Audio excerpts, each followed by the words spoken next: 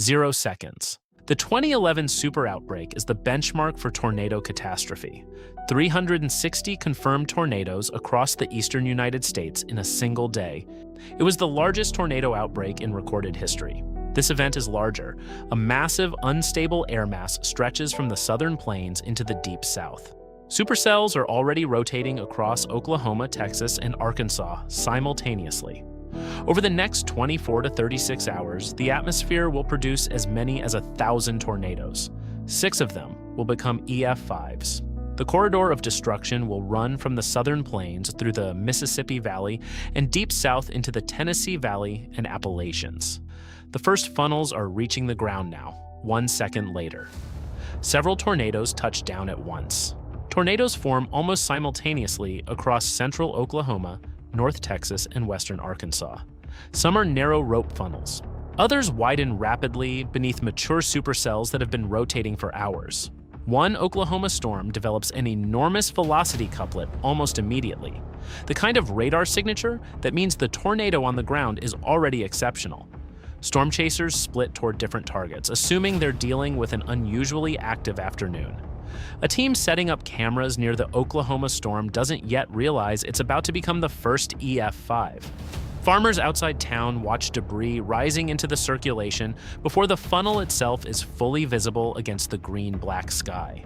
10 seconds later, Oklahoma City suburbs are struck. The tornado expands into a massive wedge as it enters the metro. Outer neighborhoods disappear into a rotating debris cloud. Roofs are removed almost instantly, not pulled off, removed, the entire assembly lifted and carried. Then the houses themselves begin breaking apart, walls separating from foundations in sequence. Cars and driveways roll, flip, and are pulled into the circulation. Power poles snap in a line. Transmission lines fall across roads. Roofing panels and lumber become high-speed missiles traveling faster than a highway vehicle. People inside underground storm shelters hear cars and structural debris striking the concrete above them. A family caught in a vehicle on an exposed road is swept off the pavement, with the car still occupied. 5 minutes later, the first EF5 erases neighborhoods. The Oklahoma tornado reaches EF5, winds above 200 miles per hour. The enhanced Fujita scale stops at EF5 because above that threshold, the distinction between degrees of destruction becomes nearly irrelevant. An EF5 doesn't damage well-built homes, it removes them. Inside the violent core, anchored houses are swept completely from their foundations. Reinforced masonry buildings are leveled. Mature trees are snapped, stripped of bark, and debarked down to pale bare trunks. Grass and topsoil are scoured away in the most extreme zones. Cars, trucks, and heavy equipment are thrown and mangled beyond recognition. Structural debris is pulverized into a dispersed field of fragments scattered across the landscape. Several suburban blocks become rows of bare concrete slabs. Streets remain, but the houses do not. A school near the core suffers catastrophic structural failure. Entire sections of roof and walls disappear. People emerging from underground shelters initially cannot identify which slab used to be their house. First responders searching one more area subdivision stop using street addresses because the only recognizable reference point is the street itself. Residents begin digging through debris with bare hands before rescue equipment arrives. Oklahoma is not the only state producing violent tornadoes right now. 30 minutes later, EF4 tornadoes begin destroying towns across 3 states. Across Oklahoma, Texas, and Arkansas, multiple tornadoes reach EF3 and EF4 strength simultaneously. An EF4, winds of 166 to 200 miles per hour, doesn't merely strip roofs. Its strongest path reduces well-built houses to low debris piles. Poorly anchored homes are swept away entirely. Cars are thrown long distances. Semis are flipped or lifted. Large industrial buildings collapse. Trees are debarked to bare poles. Near Russellville, Arkansas, an EF4 cuts through a residential district. An entire street of houses is gone. Not structurally damaged, gone. A highway interchange becomes a field of overturned tractor trailers. A manufacturing plant loses most of its roof and exterior walls, while employees huddle inside interior reinforced rooms. A sheriff's deputy, filming from miles away, watches the funnel disappear behind rain curtains, then sees pieces of buildings beginning to fall from the sky around his vehicle. A chaser who planned to intercept one tornado discovers another warned circulation developing directly behind him. A farmer who tried to move equipment into a sheltered lot finds two tractors deposited in a field a quarter-mile away. 1 hour later, an EF5 cuts across the Dallas outskirts. A massive tornado reaches EF5 intensity on the outer edge of Dallas-Fort Worth. Downtown Dallas is spared. The suburban and industrial fringe is not. The violent core crosses new subdivisions, distribution warehouses, trucking yards, shopping centers, and interstate frontage corridors in a path wide enough to swallow multiple city blocks at once. Entire rows of modern homes are swept to concrete slabs. Steel framing twists and buckles. Semis and trailers are thrown across fields. Workers inside a distribution center in Grand Prairie hear steel roofing panels peeling away before the interior goes dark. People sheltering in bathrooms emerge into open sky because most of the structure around them is gone. 2 hours later, Arkansas and western Tennessee become a continuous destruction corridor. Long-track supercells dominate Arkansas, the Missouri Booth Heel, and western Tennessee. Multiple EF3 and EF4 tornadoes remain on the ground simultaneously, some tracking for tens of kilometers without lifting. Mobile home communities caught inside violent tracks are virtually obliterated. Nothing in a mobile home resists an EF3 or stronger. Forests develop long scars of snapped and debarked trees visible from the air. Rail cars derail near a freight yard outside Jonesboro. Large barns and agricultural complexes vanish. Volunteer firefighters trying to reach a destroyed community outside Paragould encounter another tornado crossing the highway ahead and shelter inside their own station. Residents near Mark Tree hear debris, photographs, insulation, pieces of roofing, falling from the sky several minutes before the tornado itself arrives, carried from another town to the southwest. Local radio operators relay tornado positions because normal communication is failing across multiple damaged counties simultaneously. A violent supercell is heading straight into Memphis. 4 hours later, the third EF5 tears into the Memphis metro. Its violent core crosses dense suburbs east of the city and industrial districts along the Mississippi River corridor. Whole residential blocks in Bartlett and Germantown are swept clean. Concrete foundations, broken utility stubs, scattered plumbing, and mangled vehicles where houses stood. Large warehouses and industrial zones collapse completely. Steel structures deform and fail. Schools and churches in the core path are leveled. A major interstate is buried beneath wreckage. Semis are thrown from the roadway. The tornado throws debris across the Mississippi River itself. People sheltering in interior bathrooms are lifted with parts of the house around them when the structure disintegrates. Drivers on the interstate see vehicles ahead begin tumbling and have only seconds to abandon their cars and run toward the embankment. Workers in a reinforced factory shelter survive and emerge to find the factory floor, and most of the complex surrounding them has disappeared. Mississippi is already producing its own violent tornado family. 9 hours later, Mississippi, Alabama, and Tennessee are hit simultaneously. This is the most overwhelming point of the outbreak. Dozens of tornadoes are active or forming across 3 states at once. Several are EF3. Multiple storms reach EF4. Entire towns are being destroyed at the same time in different states. An EF4 in Tupelo, Mississippi, sweeps poorly anchored homes away and reduces stronger houses to low debris piles. Another tears through rural Alabama, throwing vehicles and shredding forests. A Tennessee tornado destroys a factory complex and several subdivisions outside Clarksville before tracking northeast. The emergency system is no longer responding to individual tornadoes. It is managing a regional mass casualty disaster happening continuously. Rescuers searching collapsed houses in Corinth hear a new tornado warning and move into the strongest surviving structure nearby. Television meteorologists lose camera feeds from towns that have lost power or communications entirely. Debris from one tornado begins falling tens of kilometers away, while another funnel is already forming beneath the next supercell. 12 hours later, Birmingham suffers an EF5 strike. The surrounding region is already being hammered by other storms. Inside the EF5 core, entire residential blocks are swept from foundations. Large commercial buildings collapse. Churches, schools, and public buildings are destroyed. Vehicles become airborne debris. Ground surfaces in the most extreme zones are scoured.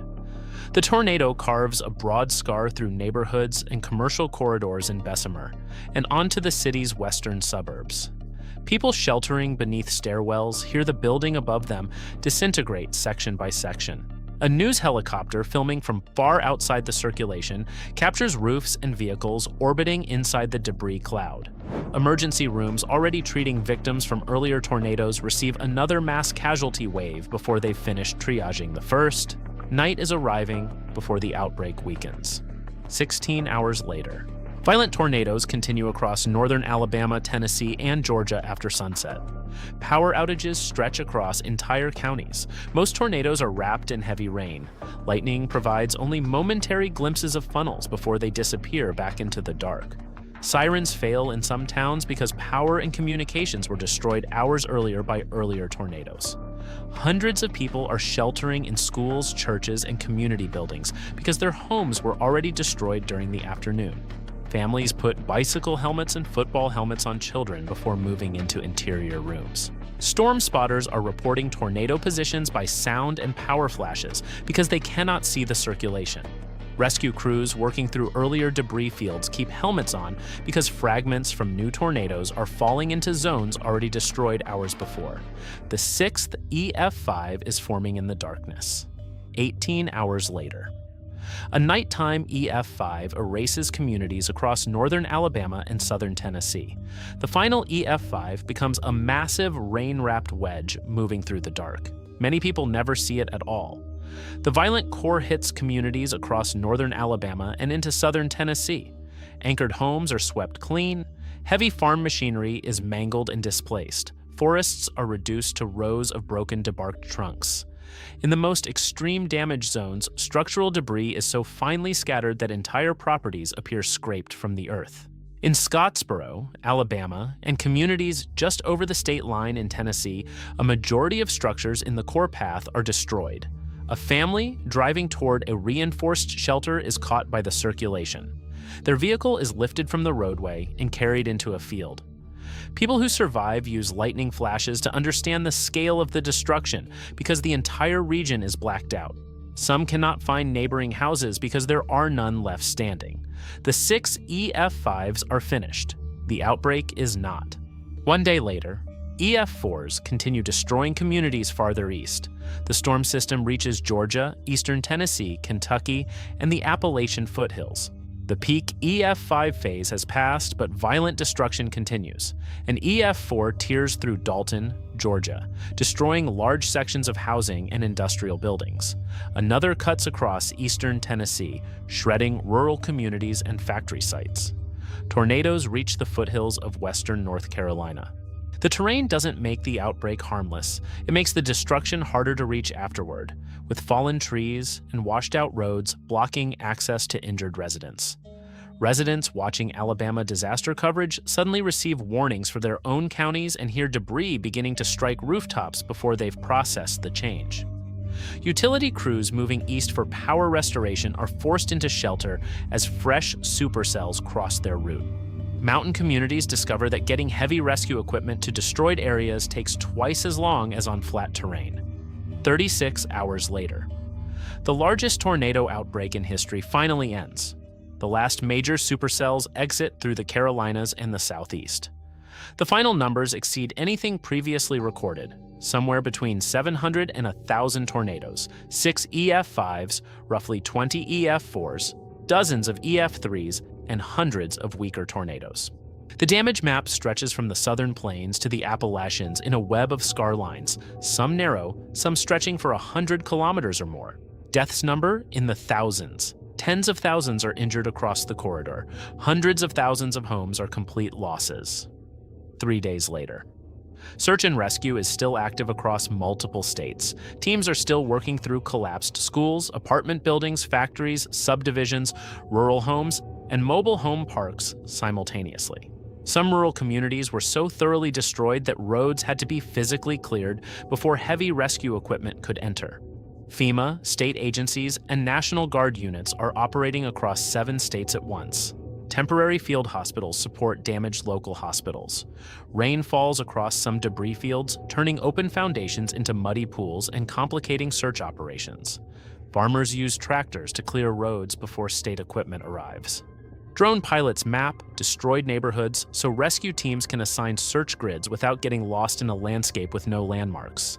Relatives bring printed photographs to registration shelters because survivors have lost phones, identification, and every possession they owned. Construction crews use excavators under rescue supervision to remove large concrete slabs without collapsing the void spaces beneath them. 1 week later, entire tornado corridors still look freshly destroyed. A week later, thousands of structures remain untouched by cleanup because there are simply too many damage sites across too many states.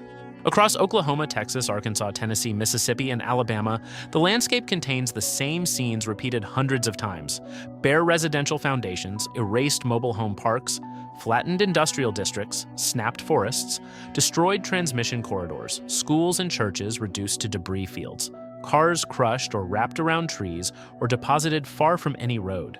Smaller towns have lost enormous shares of their housing stock to a single track. The Birmingham metro contains multiple neighborhoods that cannot be reoccupied. Debris removal alone involves millions of tons of material. Factories are gone, as well as the warehouses. Farms have lost buildings and equipment. Schools require full replacement. Workers are displaced from jobs that no longer exist in structures that no longer stand. Residents use aerial imagery to locate where their homes used to be, because familiar landmarks are gone. Mechanics work almost without pause repairing chainsaws, loaders, and tractors ground down by continuous heavy use. 1 month later, a giant scar remains across America. 1 month later, the Outbreak corridor is still unmistakable from the air. In the Oklahoma City metro, several suburban districts contain long stretches of empty slabs and freshly cleared debris lots where neighborhoods stood. On the Dallas outskirts, destroyed subdivisions and warehouse districts remain active reconstruction zones. In Memphis, the EF5 corridor through Bartlett and Germantown is one of the largest urban debris fields the outbreak produced. Whole blocks are still missing, their foundations scraped and stacked at debris sites. In Jackson, some neighborhoods remain almost completely vacant because the structures that stood there no longer exist. Across northern Alabama and southern Tennessee, the nighttime EF5 has left communities in Scottsboro and surrounding towns with areas where nearly every structure in the core path was destroyed and reconstruction hasn't started. Those 6 paths are the most visible scars. The 15 to 25 EF4 tracks have produced their own catastrophic destruction across dozens of communities that barely appear in national coverage. Dozens of EF3 scars have erased smaller communities that the cameras never reached.